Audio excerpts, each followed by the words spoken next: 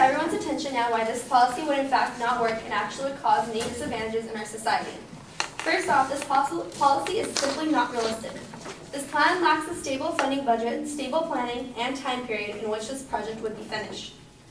The plan for the policy of infrastructure is to be effective in means of transportation by fixing roads and installing things such as a high-speed rail. Well, this high-speed rail has no definite time when it would be finished and isn't a good solution to our present infrastructure problem. Written in the Senate Bill 1420, the High-Speed Rail Act from January 23, 1996 is, the CHSR was chartered in 1996 and tasked with preparation of a high-speed rail intercity rail plan, similar to California's former freeway plan, and designate an entity with stable and predictable funding sources to implement the plan. As you can see from the Senate bill, this policy has been postponed for action for 17 years already. What makes us citizens reassured that this policy will now go into action and be done on a timely manner? When will we actually see this high-speed rail be built?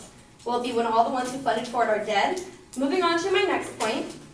In addition, as I said before, the policy lacks a stable funding budget. To start with, according to the California High-Speed Rail Business Plan Statistics Chart, this policy started off in 1996 with a budget of $16.5 billion in September 1996 final report of the California Intercity High-Speed Rail Commission, and now is at a staggering $68.4 billion budget and still continuously being revised according to the April 12, 2012 Business Revised Plan.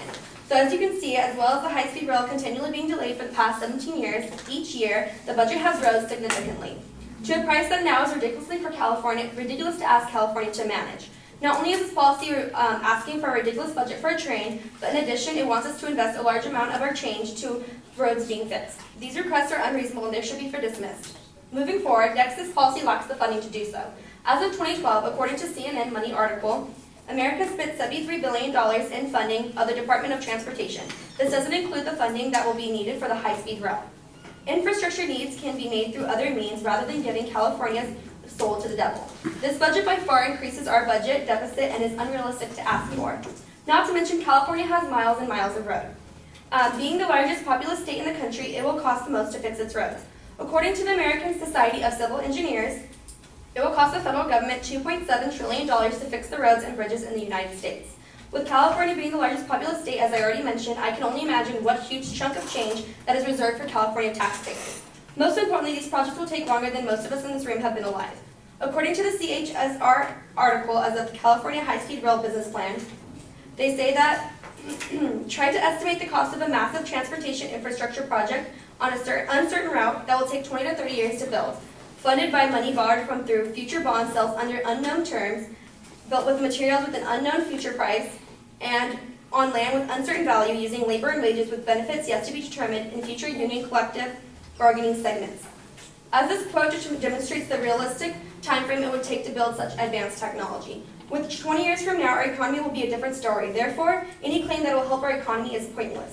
It also demonstrates how the price of the finished project is still an unknown number. As you can see, there is no stable budget being passed, and our state and our country's budget deficit is growing annually on other affairs, and our government already not focusing on more important issues such as unemployment and education. This policy is not worth at this time and will only drive our economy down. Most importantly, briefly mentioned is the unlawfulness of this policy, which leads me to my next discussion, which means now I will discuss the disadvantages of this policy.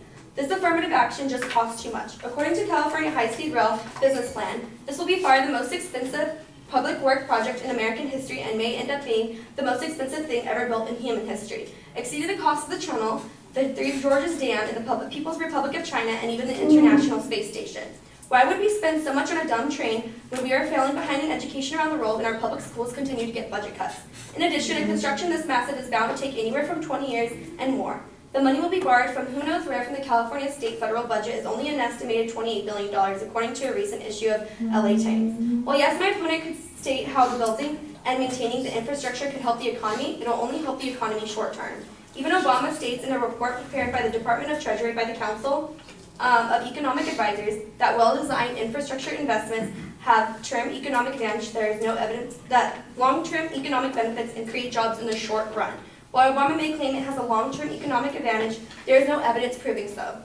Focusing on how Obama acknowledges that it will only create jobs short-term. So to conclude, while I do in fact find infrastructure such as roads, trains, buses, etc., an important factor of American life, it is not the most important. I believe the $73 billion the Department of Transportation gets already is plenty enough money to pass the necessary agenda they need accomplished. As stated before, any additional funding for roads, rails, etc. is not doable in our society and economy at the moment. Most importantly, it would actually hurt us in the long run than help us. Thank you.